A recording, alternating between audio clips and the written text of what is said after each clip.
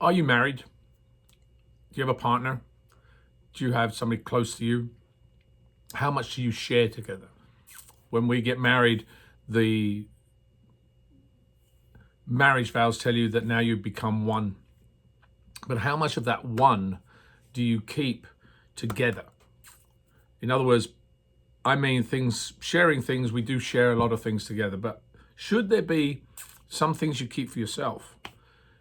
I think personally, we talk to today's technology, for instance, telephones, iPads, computers, etc. Do you allow your spouse to look in your computer or your phone to go through your messages? Is it okay for them to go through that stuff? What damage does it do? I mean, sometimes you've got stuff on there you don't want to share. It's your own personal thing. I'm not talking about cheating or anything of that nature. I'm talking about there might be something that you just keep for yourself. Do you think that's wise, or do you think your partner has the right to look in absolutely everything that you have? Is it something that you should be sharing? Same with your computer. Is everything on your computer open to your family's scrutiny, should I say?